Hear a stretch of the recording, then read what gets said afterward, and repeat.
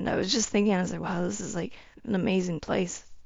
And then all of a sudden I felt the presence around me. I don't know if it was just one or multiple, but they started speaking to me in a language I didn't understand. But I knew what they were saying to me. It was like almost like having subtitles in a movie. So like they were speaking their language, but I could totally understand them. I've had definitely some visions slash downloads of things that are coming in the next 10-ish years. I'm not sure. I definitely think there's going to be something to do with the grid going down. I'm not the only one saying this.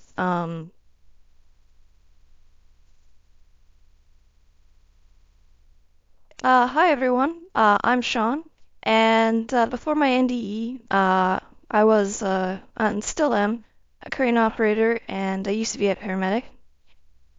I Back then I was really materialistic. I was really self-absorbed. I really wanted everything to do with the material world, um, and I was super unhappy. And then in June 2020, I ended up, I was in the worst part of my life. I had just lost my business. We were having to move out of our house, and we were having to move into the small two-bedroom apartment, like really small. And we were, I was working two jobs and trying to just put food on the table, and also trying to get ready to move. And at that point, we were getting ready to move out of our house, and I think we only had a couple things left. My wife at the time was painting and or sorry, she was cleaning. I was doing the painting and doing some touch-ups. And so I went downstairs to go get some paint, and underneath the stairs was this paint can. It was about yay big, and on top of it there's this little pull top. And I went to go pull it off, but it was covered in paint, so I couldn't pull it off. And so I ended up taking out my pocket knife. I should have went upstairs and grabbed my screwdriver, but I was super tired, and I really didn't think I needed it. I was like, nah, I'll just use my pocket knife. It should be fine. And so I put my hand down on the bucket to hold it to keep it steady, and I went in with my knife and was trying to pry it and pry it and pry it. And all of a sudden it popped, and it ended up hitting me right here, right on my arm, and it ended up nicking my artery. And blood went spraying everywhere instantly. And I clamped down on it super fast. I was holding down really hard, but it wouldn't stop. And I went running upstairs, yelling for my wife. I was like, well, like, I gotta go, we gotta go to the hospital. And luckily, I didn't get any blood in the main floor, but she had just cleaned, so that was good. I ended up outside. I was running towards the car across the garage pad, and my wife was yelling behind me. She's like, "We can't go." She's like, "I'm not driving you." And I was like, "What do you mean?" And I turned around and I looked, and there was like blood everywhere, like a trail. And it looked kind of like you'd shot an elk or a deer or something. It was a lot. Um, and so I said, "Okay, call 911." And I went back and I dropped the tailgate in my truck, and I was just kind of leaning up trying to stop the flow of blood, and it ended up filling up about my entire back of my tailgate. And I it was filling up, and I was starting to get super woozy. She was on the phone with 911, and I was thinking, oh, I should probably put on a tourniquet. And for some reason, 911 said no, which is really weird. Um, there's a couple weird things about the whole thing, but yeah, they said don't do it, and I was so out of it by then because I'd lost so much blood that I just went, oh, okay. And I sat down up against the garage and I kind of like just leaning there, I was trying to stop it. She had grabbed me a rag to put on there to try to help like stop it. And I was pushing so hard that it snapped my muscles and they went up into my shoulder and then and balled up in my wrist. And I started getting woozier and woozier, so I slid down and everything started going really white, like from the edges and started to come in. And it was June, and so I can still remember how hot it was on my skin. I could really smell everything. I could smell like the coppery smell of the blood. And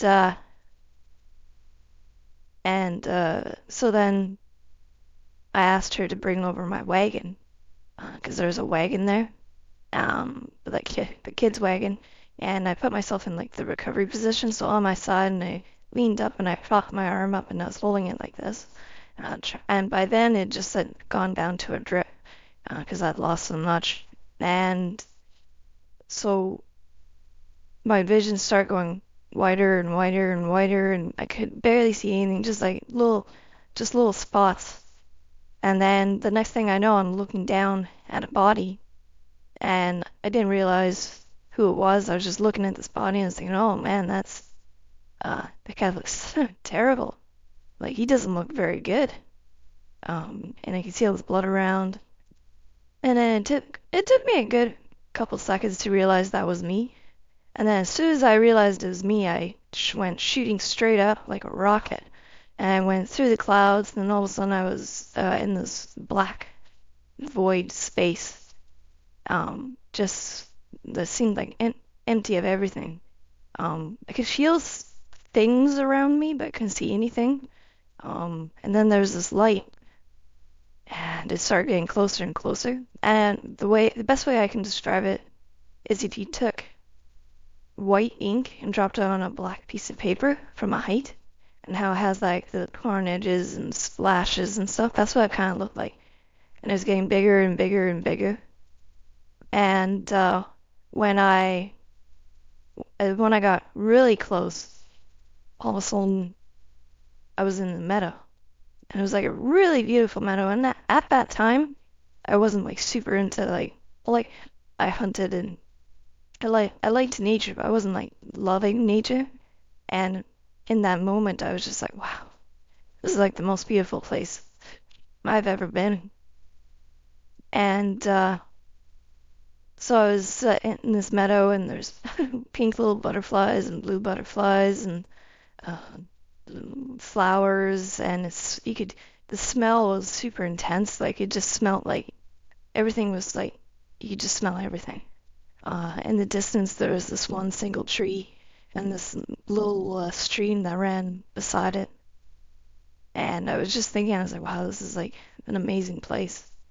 And then all of a sudden I felt the presence around me. I don't know if it was just one or multiple, but they started speaking to me in a language I didn't understand.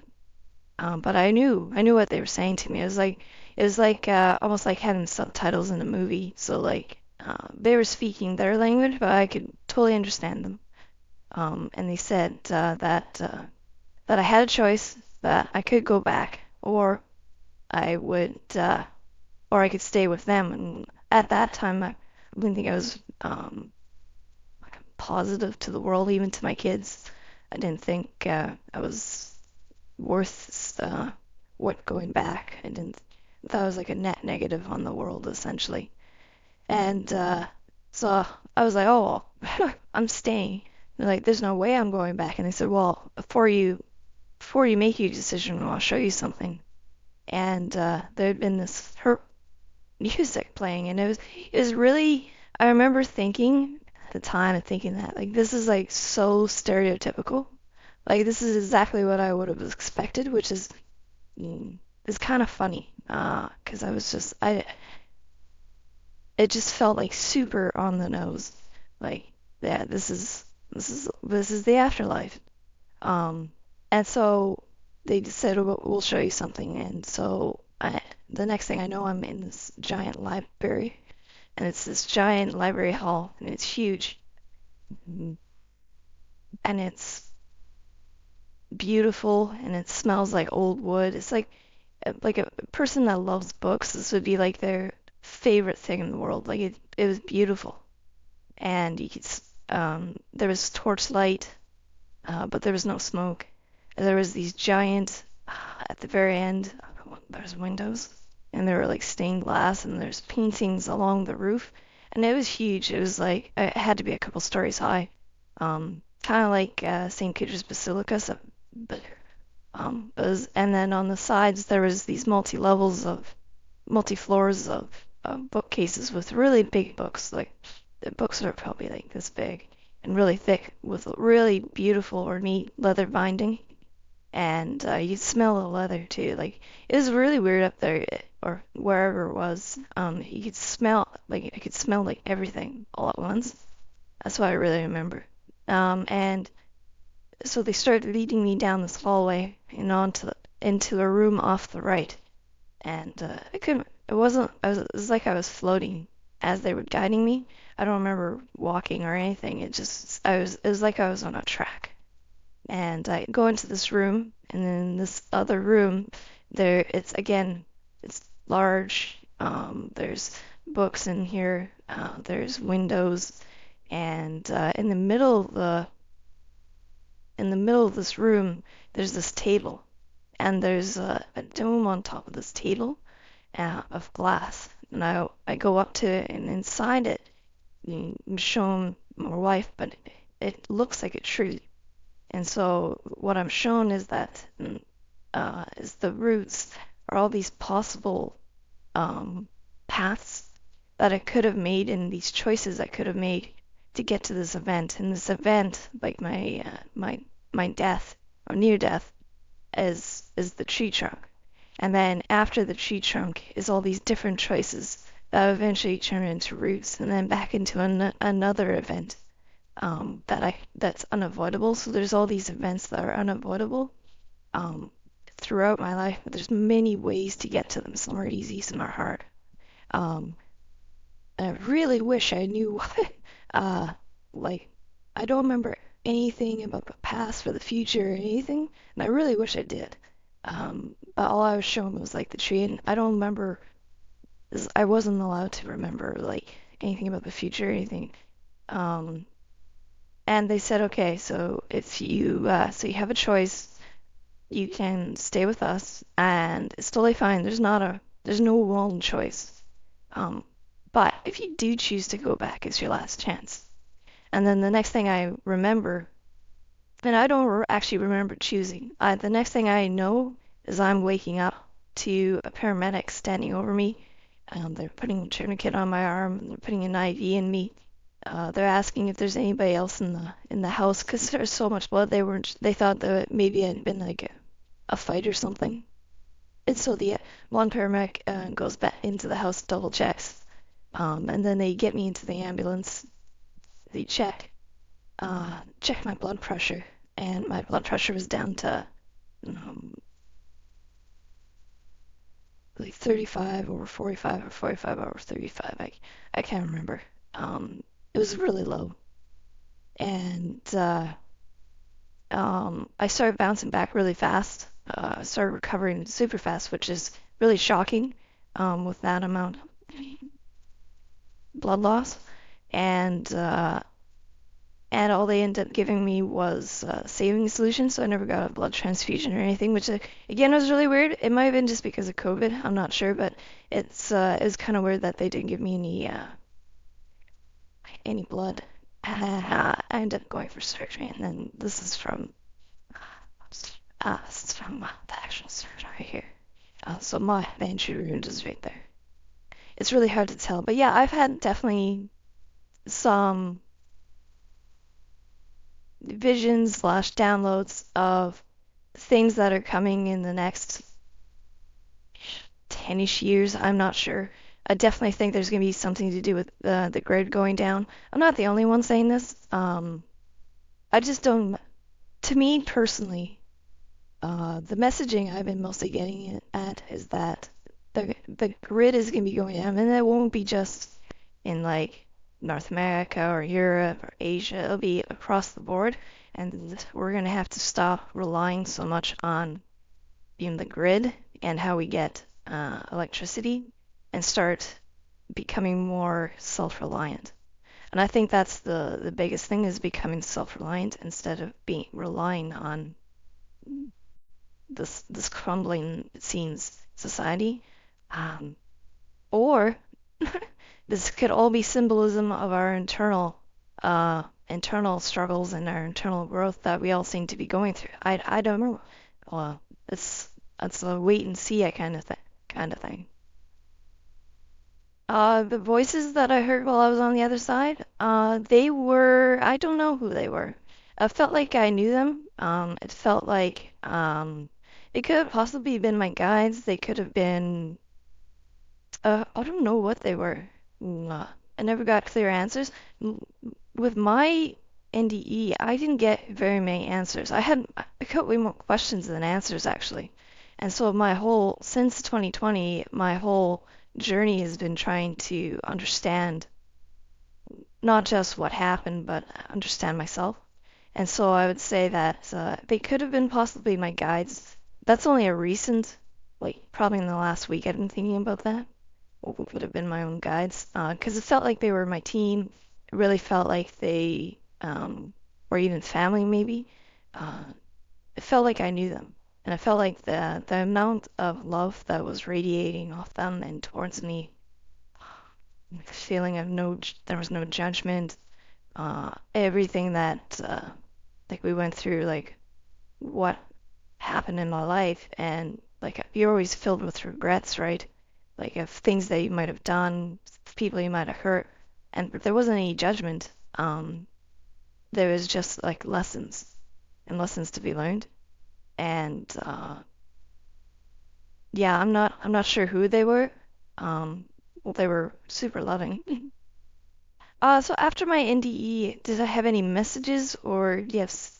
I would say that um, I have a really strong empathic sense now. Before the NDE, I wasn't empathic at all, I don't think. I never really felt anybody.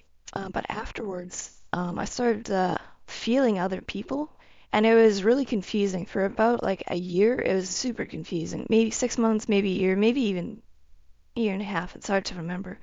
Well, there was I remember a specific moment that I was sitting in my crane, just doing my work, and all of a sudden this wave of anger came flying over me, and I wasn't doing anything, and I couldn't understand why all of a sudden I'm super angry. And I'm just thinking, wow, this is really weird. And I look over, and the guy I was working with, we're on the same shift together, we're always working together. I look over, and he had dropped something, and I think he might have dropped on his foot, and he was mad, like flipping mad, and he was grabbing stuff, and he's throwing it, and he was kicking things, and that was like a moment for me where I realized, well, maybe all the feelings I'm feeling maybe isn't just me, maybe it's like other people I'm feeling. And so now when especially, it's hard over like Zoom and stuff, but when I'm in a physical room or area with people, I can really feel people now. You, it was really unnerving. Now I'm kind of used to it now. But the nice thing about that is then you can really feel like if somebody's really angry or having a tough time or something, you can understand where they're coming from because you don't take even if they're saying something like super rude or whatever, you can usually understand. It's like, okay, well, there's other things going around, and that's not just because I could feel it. I've learned because of this. I think that's been the biggest gift, is the learning that everybody else is carrying their own baggage, and just because they have a bad day, I can blame it on you. You have a bad day and blame it on them or whatever. It's it's easier to understand people because I found before it was really tough to understand like why people would do certain things, and now I think that's been the biggest gift is I understand people a lot more. I do see things that it's hard to explain. I have seen what are typically called shadow beings, and so there are these black shadows that look they're like 3 feet tall, and they just look like shadows. My grandpa even saw those. Did I have a conversation with non-human intelligences? Uh, Briefly in my memories. So the thing with them is I only remember snippets. So there's one that entered my we were camping. It was me and my wife at the time, and it entered our tent. So we have a trapper's tent, so it's 16 feet by 20 feet, so it's fairly large. It was the middle of the night, and this being walked in and long hair, big eyes, and really big blue eyes. And he walked in, and I jumped up, and it was like I recognized him, and it felt like family almost. And I jumped up, and he's like, I was like, oh, are you, is it time? And he's like, yeah, it's time to go. And I said, oh, okay. And I jumped up and I went with him, and that was the last thing I remember. And then the next morning I woke up, and we have a wood stove in the tent because it was during the winter. And when we gone out previously before that to stoke the fire, and my wife woke up, and it was in the morning, and she goes, "Did you get up twice?" And I said, "No, I only got up once." She said, "No, I'm pretty sure you got up twice, and I wanted to go to Lowell, but then I fell right back asleep." And so that was the only thing I remember. So yeah, do you think they come from the other dimension? I definitely think so. Yeah, I think there's a couple different theories. So there's the cryptoterrestrials, which is uh well, they're from Earth. We just don't know about them. There's like the interdimensional. They're from an adjacent dimension. There's extraterrestrial, which means that they're maybe us from the future. There's all these different theories. I haven't been told anything, but I think that these non-human intelligences, spirits, ghosts, the afterlife, I think it's all connected, and I think that connection is consciousness. And I think we're all connected, and we might be all in different schools, maybe. So maybe it's the same sort of thing that we're all learning how to be better and move higher up in our levels of consciousness. Why me? That was a big question. And it was a question I was asking myself a lot. I was like, uh, why, why the hell did it happen to me? Why, why did I get allowed to come back and others haven't? That one was really hard. I think went to a couple of other people that have had NDEs, and for a while there, I think I was having survivor's guilt, to be honest, because that first probably 2 years, I really didn't think I should have came back. I don't think I was worth the the trouble when so many other people had died, and I kept questioning that. Why did I get this choice? And maybe everybody does. I don't know. I don't know how that works. Um, well, a little further away now, the further away I get from it now,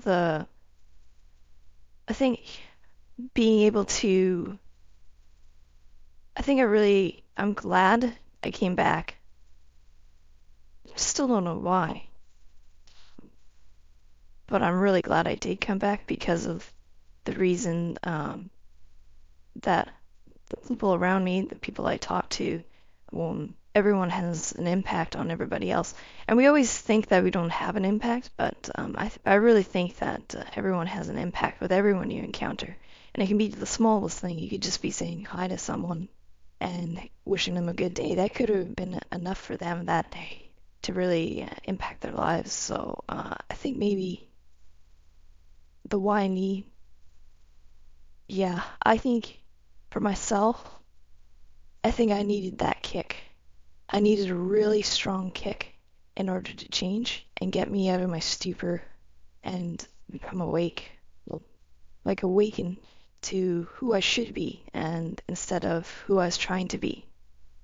Why do different people of different religious backgrounds see different themes and things. I think it's really actually just because it's highly specialized. I think everything is like specific for that person. Mm, because they seem to be able to look at not just the past and the future, but they also they know you. And I know for myself, I think mine was like tailor made for me. Even the messaging at the end, the messaging was so clear for me that like looking back now, like if I didn't have that message, I could have easily, even after this, I could have easily slipped back into my old patterns. But because I had that message of like this is your last chance, it really made me question every decision I made, and that really allowed me to pretty much the freedom to rewrite my life.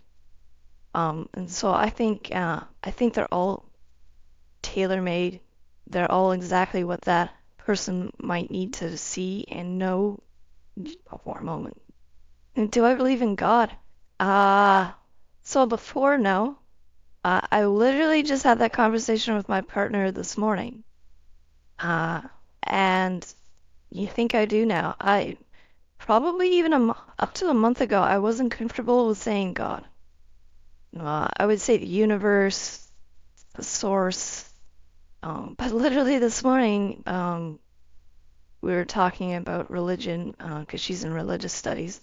We were talking about it, and all all think we're all fractal or piece of God, all incarnated on Earth, doing everything. So yeah, I'm comfortable with saying yeah, I believe in God now, which is really weird. I don't think I don't know if the abilities is the right word. I've had definitely so I've had a lot of weird stuff happening now. So I've had encounters with non-human intelligences. I've had tons of synchronicities, um, which are cool. Everyone says, oh, they're just a coincidence, but they're very specific. Like, and a lot of times there'll be like a synchronistic storm or like a string of events that it's almost like you're getting led. It's like a teacher's leaving you breadcrumbs all over, and it's allowing you to explore and learn at a way faster rate. So I would say a gift is just being able to listen to the universe and see what it's trying to tell us. Do I think we're choosing our own lives? I think that's a think so. I do think so. I think we choose missions in order to get growth. And sometimes we bite off more than we can chew. So I never used to believe in reincarnation, but now I do again. So there's all these weird, like there's all these things that I never used to believe in, and now I'm like totally believe in. I believe in reincarnation. I believe that we're on this wheel of evolution of consciousness and of our soul and with karma. I definitely think that we do choose our lives. We even probably choose what families we get into. And then there's certain events. So like I think my NDE was always going to happen. I think that was one of those pre-life decisions that was always going to happen. And but how we get there, there's still this free will because we lost all of our memory of before this life. And so I think it's almost like school. So Dolores Cannon, I'm not sure if you're familiar with Dolores Cannon, but Dolores Cannon talks about like Earth School, and I think right now, like this moment that's been kind of sitting at, and that we're kind of like in kindergarten or maybe grade one, and we're learning how to get back to being one with everything. Um, and sometimes we choose an assignment because we got all these assignments we can do, And sometimes we choose an assignment that was way more difficult than we thought it was going to be. Because on the other side, it's like, it can't be that hard, can't you? You're super poor um, in a third world country, like how hard can that be? Well, it's really hard. Or you're in a city with tons of crime, and or you chose something. It's really difficult to say that because there's so much suffering in the world. It's really difficult to say, oh, you chose that. That seems like spiritual bypassing to me. It really seems like that. But on the other hand, yeah, it kind of seems like, yeah, we do choose these things. It doesn't negate the fact that how difficult life can be on Earth. It's not easy, and then it's really hard to get to that moment where if it's you're having a really bad struggle and you're feeling like you're in the middle of a hurricane and you're getting put all around, how to be able to just keep going and find the beauty in life even through all that. Um, yeah, that's too. I know my focus now is just becoming more self-reliant, becoming becoming more empathetic, trying to instead of react with anger or anything like that, I'm trying to react out of a place of love for everybody. Sometimes it's really difficult because sometimes they're just assholes. But I understand where they're coming from, so I still try to well, try to understand where everyone is on their journey, and understand that the only people that the only people that can be helped is themselves. Like only we can help ourselves, and that I think we need to start learning how to take care of ourselves better. And that if we take care of ourselves better, then we can take care of each other better. So I'm hoping that in the future, uh, we'll be a little kinder. I would say that my big takeaway from this particular from my near-death experience, the thing that really, really followed me for a long time after this was the message that this is my last chance. And at the time, I was really worried, and I was really scared of what that meant.